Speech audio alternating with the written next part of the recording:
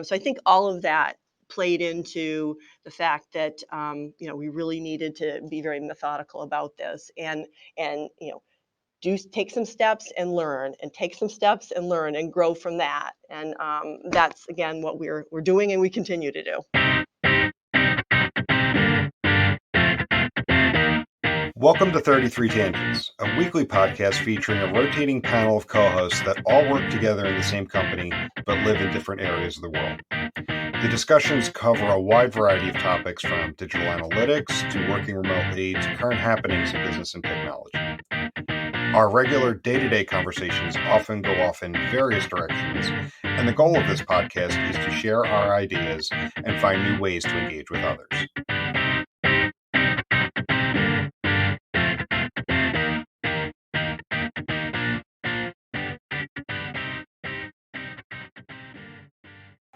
So it went from like 90 some degrees yesterday to like rainy and 65 here today. And I've been dealing with sinus headaches all day because of just the rapid change in weather. Woke up with like a migraine today, and I've been fighting one for the better part of a day. Of the day. Fun. No, not at all. Sorry. Yeah, it's been cold. We had snow levels down around 6,500 feet, rain, cold, highs in the low 50s. So we can complain that we all don't live in San Diego. Yeah. When I was in Florida over the weekend, I'll be honest with you, I'm actually kind of welcoming this, because when I was in Florida over the weekend, it was like 95 degrees. It was stifling hot, and at most times there was no breeze. So you just stood there and sweat. And October is supposed to be starting to cool off, but it's not like August where it's like walking on the sun there. Yeah. How did the visit to Disney World go? It was amazing. That's what I was going to say. It's like, is it the greatest place on earth, or is there what? Because there's multiple locations. So, the Disneyland in California is the happiest place on earth. I believe they call Disney World like the most magical place on earth. Okay, you were at the magical place, but with an infant. So the first time that way, right? And yes, it was the first time with a kid, and he had an absolute blast. I mean, somehow we lucked out, and we have the most relaxed kid, and I hope he stays this way. He just goes with the flow with us, and he very rarely, gets cranky about it. He had an absolute blast. He enjoys fireworks, so he was, he's sitting there watching a couple of fireworks shows. Whirlwind trip. It was we left Thursday evening and got back Monday night, and the weekend flew by. But then I checked my email on Tuesday, and I felt like I was there for like a week or more. That is awesome. I'm glad you're able to do that. Just wait until he's a teenager, and then he won't be agreeable. He won't want to do what you want to do. Mm-hmm. Yeah. That time is coming. But as of right now, he's just a happy, chill kid that just goes along with his crazy parents. And we definitely wore him out. Like he was definitely out of sorts a bit on Tuesday when we got home. Like he was definitely out of sorts, and you could tell he was a little overtired. But other than that, it was actually a lot of fun taking a kid down. But again, he wasn't like 18 months old and trying to run everywhere. Yeah. It's great. So, but as people can hear, we have a different voice on the podcast with us this week. So Jason and I are joined by Carrie Bourke, who is the Director of Customer Analytics and Insight at Harvard Business Review. Carrie has been a partner of ours for 3+ years now, and watching some of the stuff that she's done at HBR, Jason and I have been dying to get her on to, for a chat. But prior to her time at HBR, Carrie has spent various roles in analytics leadership at companies such as Clario Analytics and Staples, where, Jason, correct me if I'm wrong, that's where you both first crossed paths. That's true. That was a while ago. That was. Yep. But like I said, over the last 3 years, Carrie's been a partner of ours at HBR.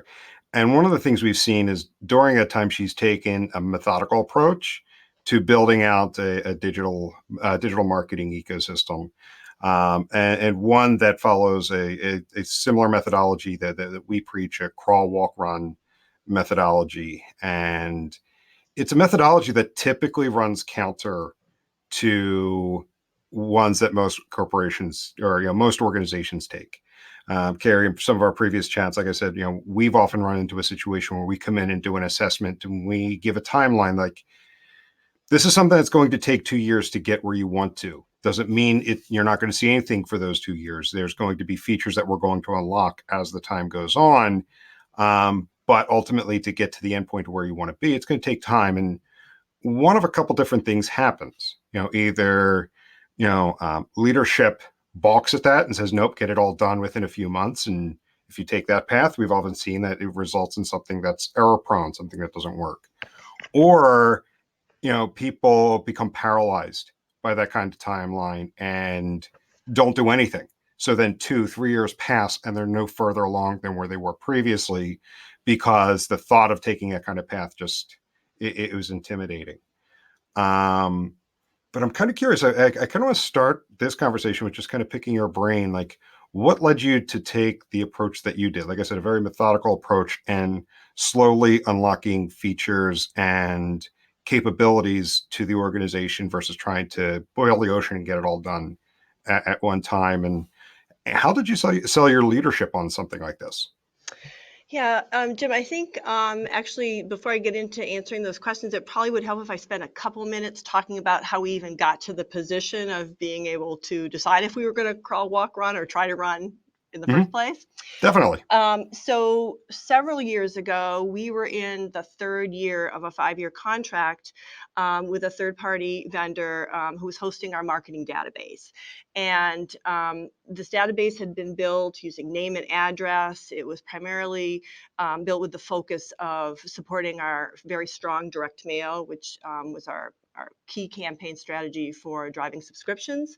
But it had also, over the years, had been used to drive email, and we attempted to bring some web behavior in, but really were never able to get it to the point where we needed it to be with the business. So when we were in that third year, I really wanted to take a step back because I had heard the frustration of leadership. We're spending a lot of money for this solution and we're really not getting out of it what we had hoped.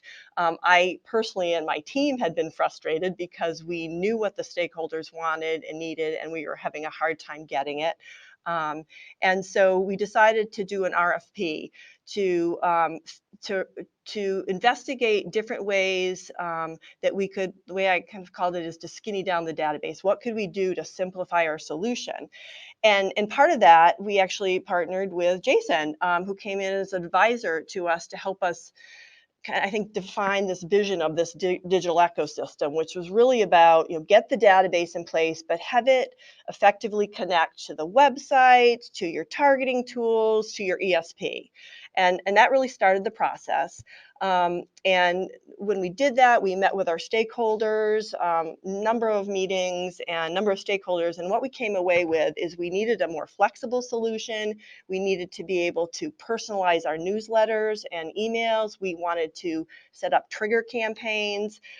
So it was the variety of those core things that we knew that we needed to do to move forward.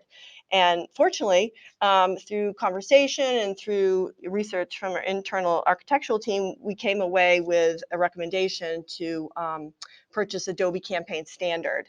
And one of the reasons that was a plus is that we already had Adobe Analytics and Adobe Target.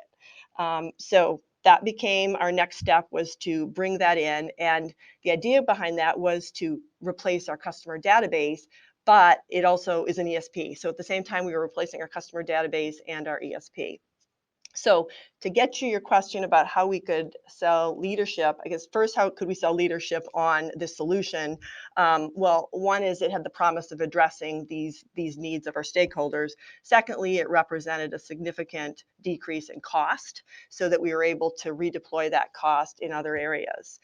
So in terms of selling the solution, that I think was a fairly easy process, because I think we did our diligence to have the background to help explain it. Plus, we were easing historical frustration.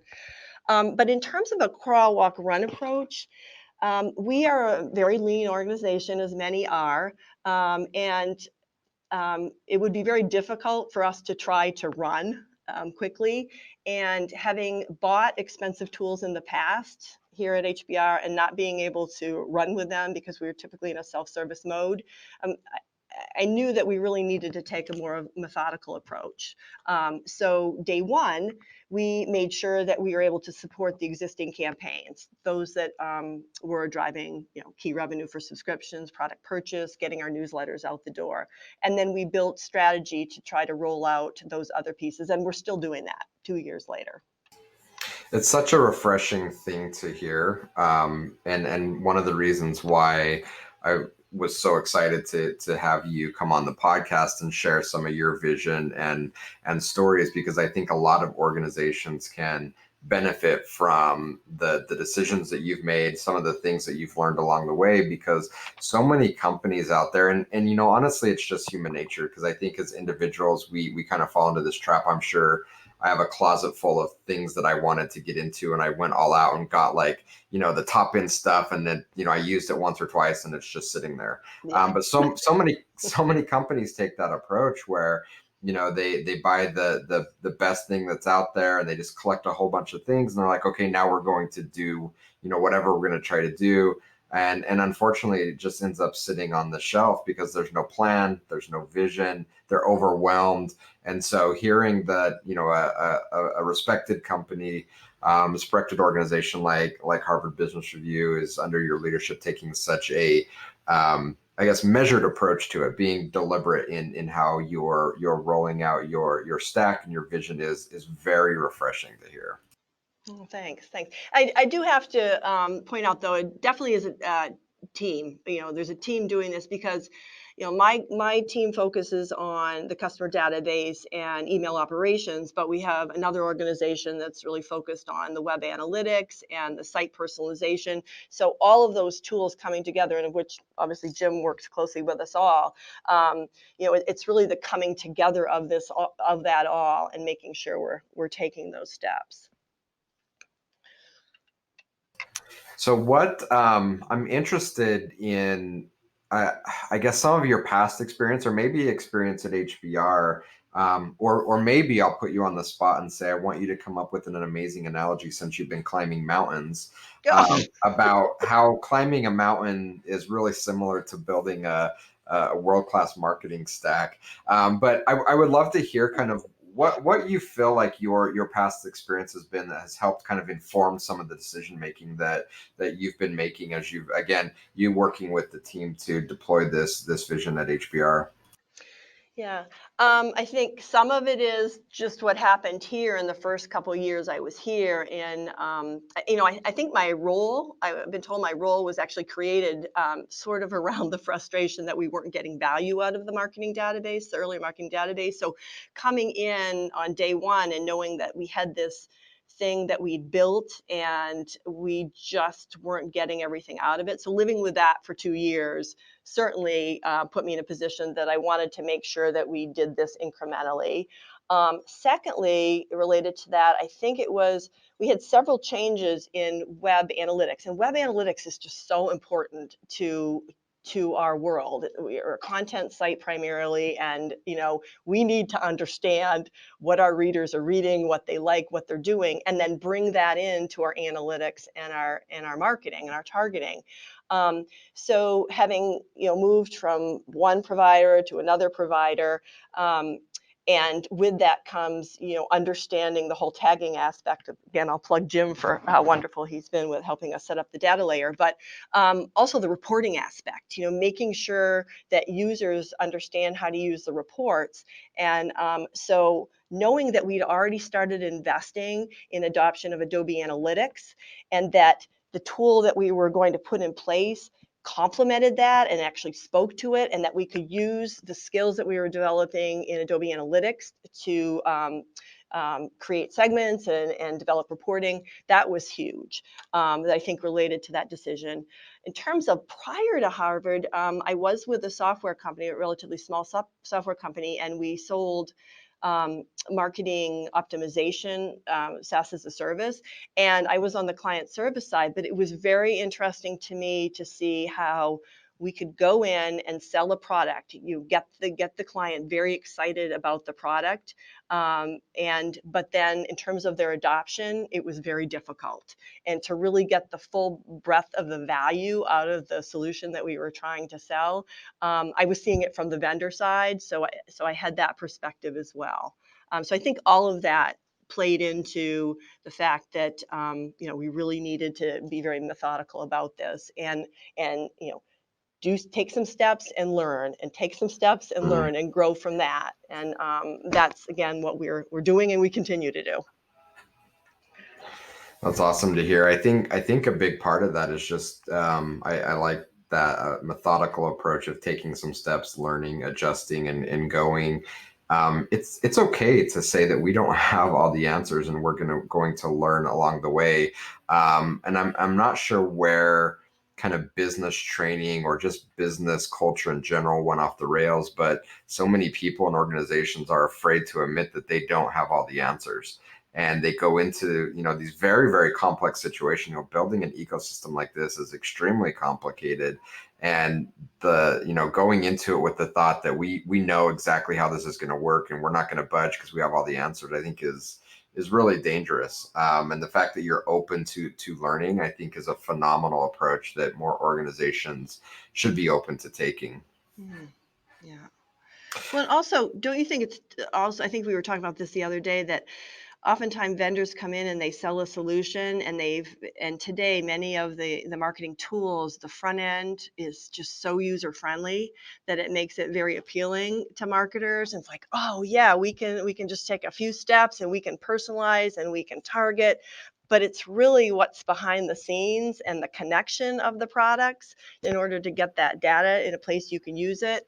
So you need to have, the strong technology team to support that, and that vision as well. So Yeah, I think it's critical. it's an interesting thing to lay side by side, because you're right. As the solutions have matured, this freaking I fly, see it. right? I've been watching it for the last few minutes crawl across your hat. I just didn't want to interrupt either of you.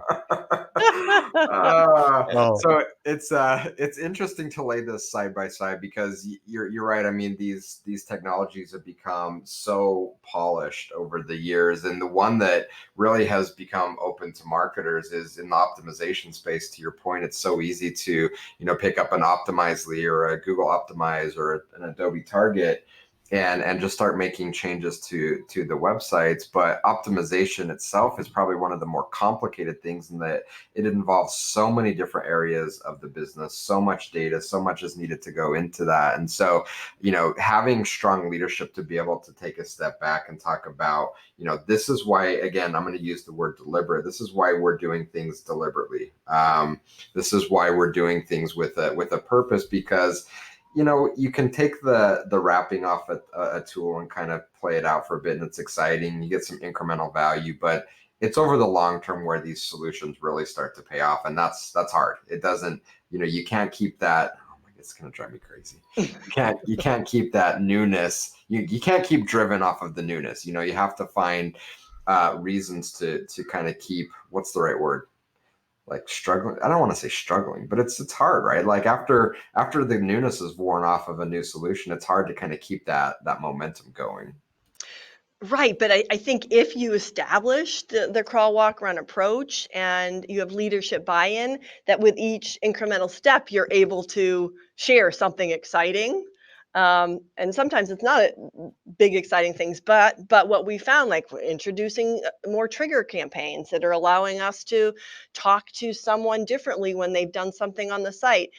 I think that's exciting because it's something very tangible that people can see, and we can show how productivity from a triggered email differs from a batch email, or in personalizing things. And we're still moving, I'd say we're kind of crawling a little bit, teetling and walking, but we're starting to move that's exciting to be able to see how we can change content in that way. But so with the crawl, walk, run approach, you do get those exciting moments that it's important to share. Yeah. To keep Yeah, interest. for sure. One of the things that I would love to talk about, and I hope this fits in with your topic, Jim, But one of the items that comes up a lot and we're hearing talked about, especially as we see a consolidation in the space, it's pretty clear that we're seeing a consolidation with a few big players, Adobe, Google, Salesforce. And then you have a whole host of kind of additional products that are out there that you can tie in, and it seems like new solutions being put on the market every week. The conversations that I hear are, do we go all in on a cloud solution? Do we go all in on a cloud solution and then append other solutions that align with what we're trying to do? Or do we piecemeal together independent offerings from across the board to build our system? You've kind of gone with the second approach, where you've gone pretty heavily in the Adobe Experience Cloud, but also have other solutions that best align with your goals and what you're trying to accomplish integrated into that ecosystem. I'm interested in kind of the thought process and pros and cons that you've seen of taking that approach and really investing heavily in one of the big cloud players. Right. Well, I think one of the pluses, or two of the pluses I've already talked about, but one is the fact that we know that the connections between those products are they're built to be connected effectively, and if they're not, we know where to go.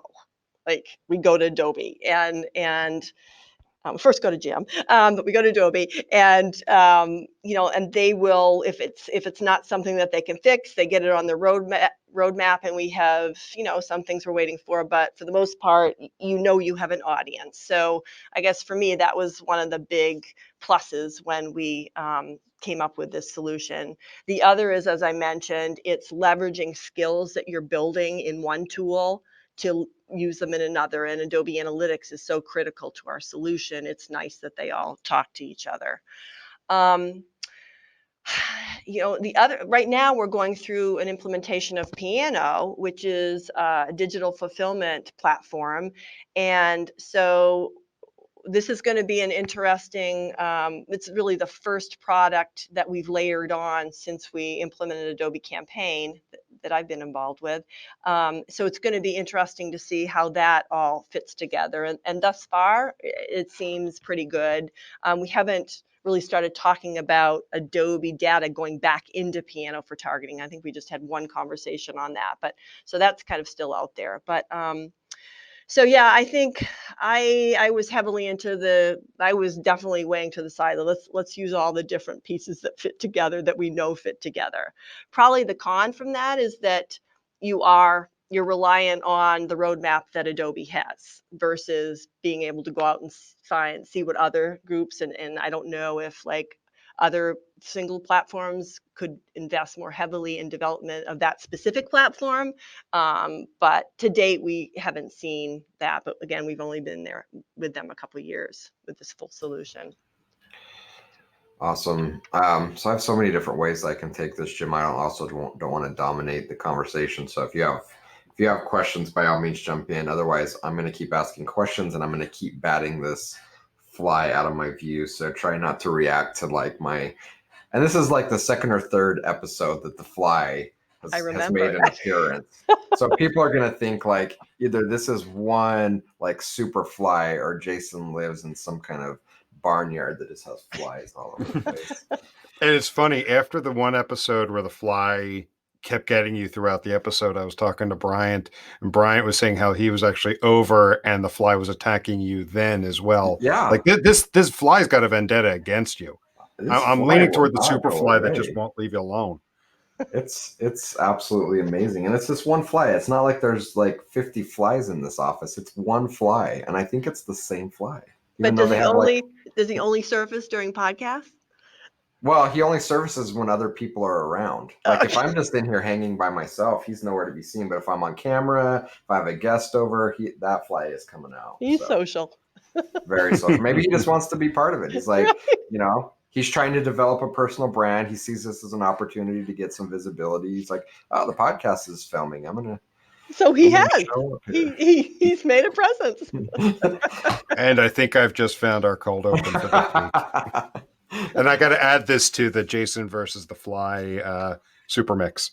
And if we had a designer on staff, I'm sure there would be a design logo or something in the works with the fly buzzing around my head. So, okay, so look, to get us back on topic here, maybe slightly related to that, but slightly off. I don't think I've ever asked you this, but I'm interested in how much the influence of higher education has on HBR. I mean, you're part of Harvard, but you're a separate business unit. You are a business. You have kind of a business focus, but you tend to take a very, again, I guess I'll say measured, deliberate approach to things. I'm wondering how much of that is the people that have been attracted to work at HBR, how much of that is the influence of being part of higher education, which may take a more measured approach to how they move forward in things. And I'm staying away from saying a slow, methodical approach, but a little bit, let's make sure we really think it out, where you have other businesses where it's like, I don't know, we'll just make decisions on the fly and figure out how to deal with it later. Yeah, that's a great question. When I think about the environment we're in, and I've been here 5 years now, I think, we're doing very well. We're many smart people here, and great interest in the product we're delivering. But I feel we're somewhat of a patient environment as it relates to an environment like a Staples, which is highly promotional, and you just need to get those offers out there to drive revenue, and which is where I came from. So for me, I do see that I can describe this environment as a little more patient, and so a little more receptive to doing the crawl, walk, run strategy. Um, the influence of higher ed, it probably has some influence, but we have goals. We definitely have goals that we need to achieve for the business school. So I don't feel like we can take a step back there. But I think it's the balance. It's the balance of those goals, and it probably is the type of people that have been attracted. We have a lot of people who stayed here a long time, and I think it's leadership. I think we have some awesome leadership, and they've been in place for a number of years. And so I think they've developed this culture that is an attractive culture to work in. Yeah. So I'm interested in how much of the decision making and what you're building out as part of the I don't know, whatever we're calling it, marketing ecosystem. How much of that is influencing other areas, and how much of that are the decisions you're making have those other areas in mind? So there are other organizations within Harvard Business Publishing where HBR sits, and you probably also have relationships with College of Business or other pieces within the university. How much of what you're doing is helping forming what they're doing, and how much of what you're doing from a decision making process has some of those other pieces that you connect with in mind? Right. So I can speak to internally. So we have the three divisions: higher ed, corporate learning, and HBR. And last year, we established an analytic leadership community, which this is the first time we've had this. And it took us a while to get up and running, but now I think we have a good cadence where we come together every 2 weeks or so, and we're talking about kind of the strategy of each of the business units. What are the tools we're using? How can we have more synergy with tools? And we've definitely had some benefits in that decision area. And then how can we share best practices across the organizations? And that's actually part of our corporate goals this year. It's not just analytics, but across the organization. How can we share different competencies that the different business units have? So me specifically, I have some meetings set up to start sharing more on what we're doing in our triggered email program. I know a colleague of mine has done quite a bit more in terms of site personalization and testing and working in the other business units. I mean, Jim, I almost think you probably have some good perspective on that, having worked in higher ed and a bit in corporate learning. Yeah, a little bit. No, I was going to say, and I also have, because I say this on every episode, Carrie just mentioned something where I'm like, you know what? This is going to be a great future podcast episode. So I have to mention that on every episode now. But the idea of having kind of a unified leadership group, or different organizations call it different things, center of excellence, what have you.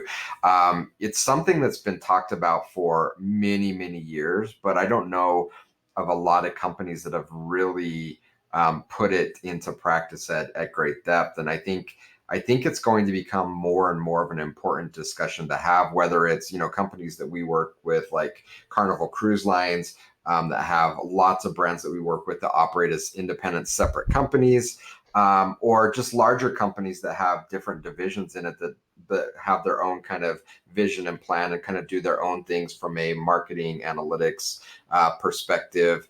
How do you kind of either manage that or have influence at a higher level? I think it's something that's really difficult to solve for, but as companies begin to solve for that, I think it's going to be a massive competitive advantage. Yeah, yeah. And I think like when the organization, this community first started, it was like, okay, what are we doing here? Are we headed towards a centralized analytics team across the organization? And so I think at first it was like we weren't really sure about that. But as it progressed and we realized that um, the current structure right now is going to stay as it is, and that we have so much to learn from each other in different ways, and then just benefits from coordinating better on our tools. We had quite a few tools across the organization, which I don't think is or uncommon. So there definitely has been a lot of benefit there. And then taking it down a level, we actually have on the off week of the leadership meeting, there's a user community meeting. So we're having people get together and share. A lot of it thus far has been focused on tools like Alteryx and Tableau, but certainly can see opportunity in the future with Adobe Analytics for sure. And is that all internal to HBR? Yes, yes. Okay. Yep. How are you getting people interested in I'm sorry, internal to HBP. So not, HBP? yeah, the whole organization. Yeah. Got it. How are you getting people interested in participating in those? From past experience, we've seen those kind of take off with the initial bang and people really interested, and then it dwindles off. What has been your experience in keeping people interested in participating? Yeah, I think there are a couple things. So one is we do have an external consultant who has been with us to help us with we purchased Alteryx server, and his company are experts with Alteryx and then Tableau. So he's been helping us adopt that. So that's kind of the key driver. He manages those meetings with a internal partner every 2 weeks. So as teams, as individuals on teams across the 3 business units are trying to beef up their use of Alteryx, which is it's a very universal tool. They're excited, I think, to come because he's talking about specific techniques. It's like an open user group, and similarly with Tableau. And then it also provides an opportunity for people who have developed a report or analysis to share. So it kind of has that combined. I think some people come purely for learning. Other people come because it's an opportunity for them to share all the cool stuff they're doing. So, Got it. we'll see. We'll see. Yeah. It's been in existence for about 4 months, but thus far it seems to be having good traction. Do you provide food? Um, they do. They do provide food. We know that here that yes, having lunch meetings and providing lunch and food is always a good thing. Yeah. Um, what about externally? How much of what you're doing has been influenced by external, and how much do you participate in that? So, you're in Boston, which is very heavy with a lot of really well-known brands, also a pretty good tech scene. Also, I know you do a little bit with publishing. How much of what you're doing is being influenced or from what you're learning by either local meetups or things that you're following from the publishing industry? Yeah, me personally, I am not as active out there in the Boston community as I probably should be. I have a long commute, so I tend to be eager to get home at the end of the day. I do think there are a number of people in the company who do partake in those. I tend to attend conferences when I can, and they aside from the Adobe Summit, I do enjoy the publisher conferences to hear more about, what our peers are doing. And I specifically am interested in the areas of, the advanced targeting and modeling, and how can we bring that into our solution. And so it's typically the companies like Wall Street Journal and the New York Times that are advanced in that area. But I think across our organization, they're very open for us participating in all of the above that you mentioned, so that we can get out there. Yeah. How much can you talk about things that you're kind of seeing on the horizon of publishing? Because publishing in itself, and we had Todd from the Monitor on talking about publishing analytics, and it's a really interesting time in the publishing space where I think with Todd we talked about so many local newspapers and publications folding up, organizations really struggling with pricing models, and do we give content away for free and gated, and how much of what you're building out is really kind of forward future proofing, kind of a fairly, and not necessarily from HBR perspective, but just the publishing industry as a whole right now, kind of in a very precarious time. Right. So I think a big focus. Oh, sorry, you broke up a little bit there, but so I feel one of the ways we're addressing the challenges and the questions around a paywall is through Piano. Piano is going to provide us with the flexibility to modify our paywall based on who the user is. So when we get to the point where we're walking or jogging with Piano, we're going to have that capability. I mean, that's a big promise. So that is going to help us, definitely better manage the paywall. With that, as I think about the targeting, it's going to be how can we more effectively understand our user base and their likelihood to convert initially, and their likelihood to renew versus attrite, so that we can build up the targeting capabilities to be able to build that into how we manage the paywall. Again, that's something in the future. Also, there's a focus for us on communities. How can we build out communities, whether it's singular or plural, within our subscriber base, that helps to drive stronger engagement? And so, we have initiatives. I'm not specifically involved in any of those, but there are initiatives within the company to help build those out in the next year. Got it. What advice would you have? And I guess either specifically for people that are in similar roles within maybe a publishing or a content organization, or maybe a better question is, one of the things that I'm seeing a lot in the market right now is people getting into roles where they're being asked to show the value of previously made decisions, meaning, companies have spent a lot on technology. We have a lot of solutions.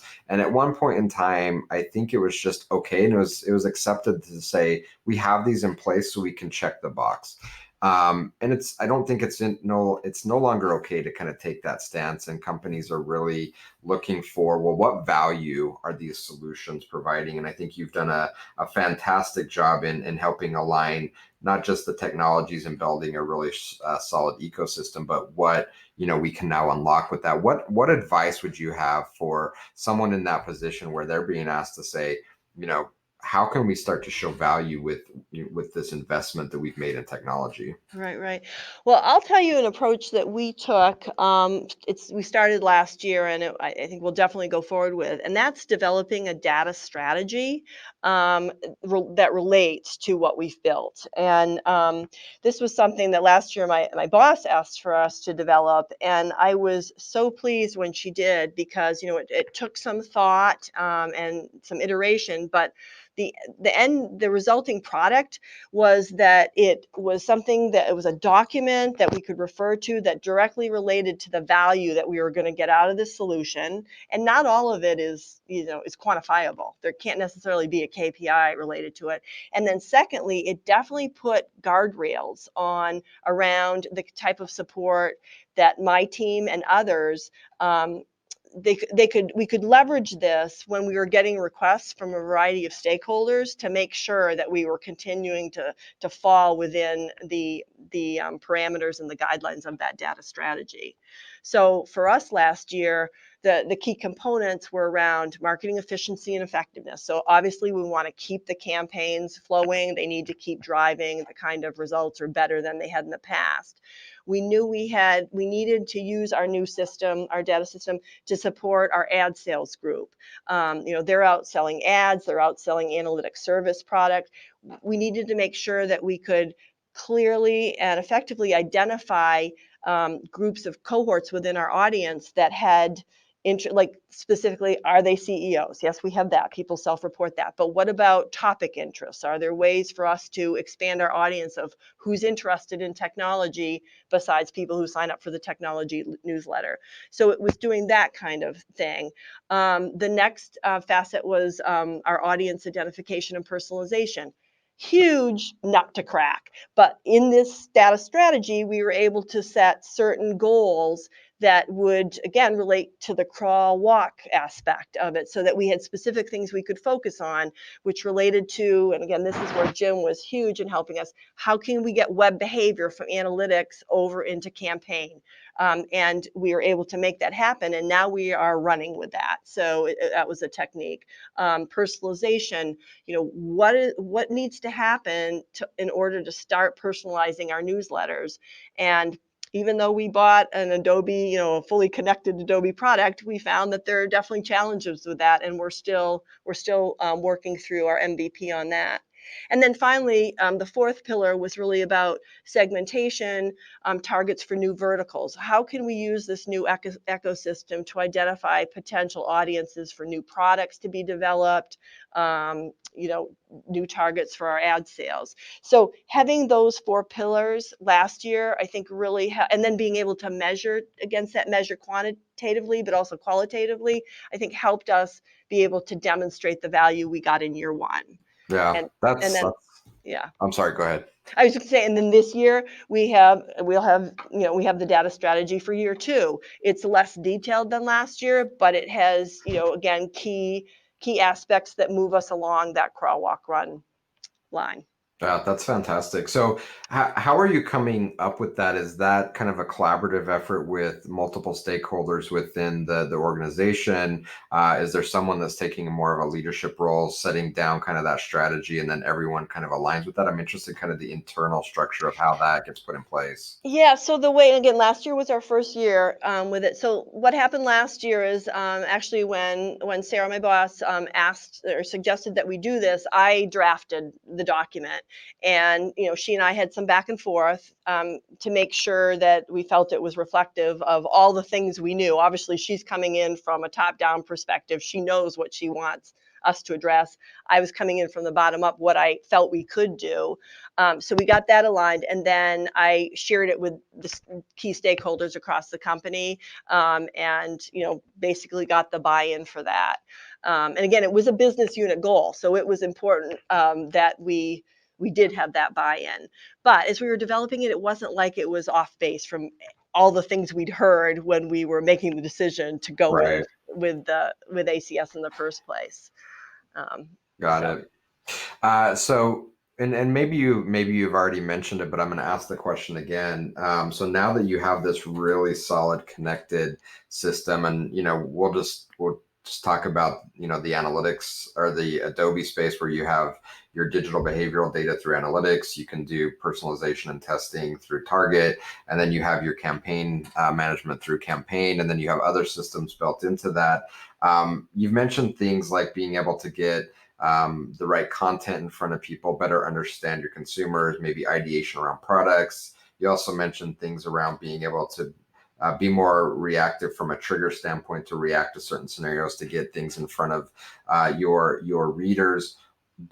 And maybe it's one of those things or a combination of those things. My question is, what are you most excited about in the next 12 months? Now that you've really put a tremendous amount of work into getting the system into the state it is, what is it going to enable that you're most excited about over the next year? A couple things. So one is I want to make sure that we further develop our audience segmentation and targeting capabilities. And again, this is an area that Jim's working with us on, because today we're able to bring data into Adobe, and there's a bit of a lag.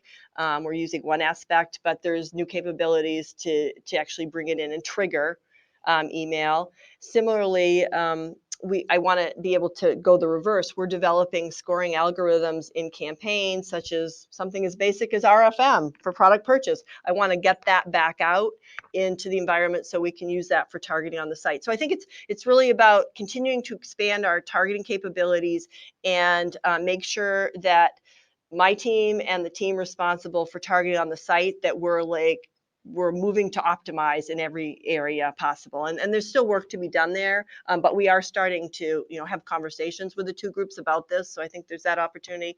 The second is we have a big challenge in that we just keep sending out, or the past couple of years, sending out more and more emails. Like, we want our newsletter base to go up, but what we found is that we're continuing to layer on the commercial emails with declining open rates and click rates. So we've done a number of analytics to make the point that this needs to change, and we have a task force in place now across different stakeholders, and we come together and on a monthly basis and talk about the different strategies we're putting in place to try to change the direction of that. So reduce the volume in which we're hitting people, but maintain or improve the productivity.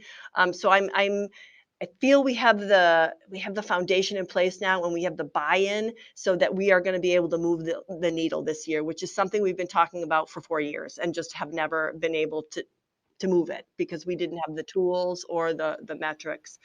And then the next thing is just the whole piano implementation is exciting, and I'm excited to see how what we've built in Adobe can sync with it and just make it all that much more powerful. Because again, I feel some of the things Piano was talking about, and I see articles about targeting.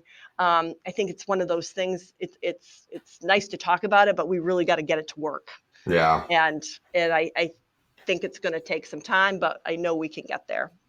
So it sounds like you've prepared the field, you've sown the seeds, you've watered, you've weeded, and you can see harvest season coming up, and it's exciting that you're going to really start to see some of the fruits of the labors that have been over the past 3-4 years. It's a commitment, and I think it's definitely an exciting time to be able to see the output. And not that there hasn't been, I think, some low-hanging fruit along the way, but it sounds like you're at a point where it's a really pivotal point where you're really going to ramp up the value that the decisions that have been made. I don't know what I'm saying. Yeah, well, I'm just going to say to that, and we have stakeholders in place now who really, they understand how to use what we've put in place, and that's exciting too. So it's nice when you have partners who want to use what's here. So it's not just about us selling what's here. Yeah, It's really about that partnership, which is awesome. it is. So many people want to be in your shoes. Because when you don't have it, and I've been there many times, it's very challenging. It is. That's I'm glad. That's awesome to hear. Okay, so my last question is, what lessons did you learn climbing mountains that you're applying to the business world? I climbed one mountain, Jason. Hey, come on! Very proud of it. That's awesome. And I know there's a lesson in there, and I know you've been meditating on it. So I want you to share what you learned that you're going to apply. Well, I probably should have prepared more than I did, but I think you always need preparation before a big challenge, and whether that preparation is conscious or comes out of struggle, you need to have that preparation. So I think in the case of this change we made with the digital ecosystem, I think it came out of pain. It came out of a couple of years of just not being able to get what we needed and having to say, no, it doesn't work, having just all the challenges with the prior system. So definitely the preparation. And then I think the other aspect is that you're going to get to a point with most mountains, it might be easy going initially, like establishing requirements or whatever, but there's going to come this challenging incline where I think the term in hiking is scrambling. So you're kind of on all fours going over the rocks, where that happens. And we certainly had that in the development process. I think most do. But once you get over that and you get to the summit, it feels awesome. I So, love it. I don't know, I does that love help? it. It's amazing. I love it.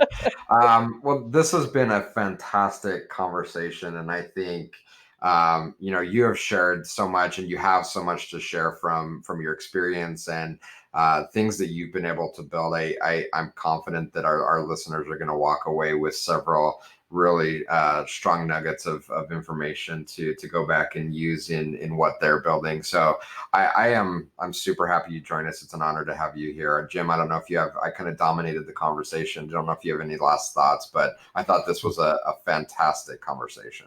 No, it was wonderful to listen to. So don't worry about that. In fact, like you both had so much great stuff to say. I'm like, I'm going to sit back and not ruin this. But yeah, Carrie, again, just to echo Jason's thoughts, it was great to have you on. Definitely appreciate you taking the time to join us. And yeah, I'm looking forward to sharing this with everyone. I think there's a lot of good information here. Great. Well, thank you. It was such a pleasure to do this, and I appreciate being asked. So thank you. Cool. Right. I guess we'll talk with y'all later. Yep. Catch everybody later. Bye.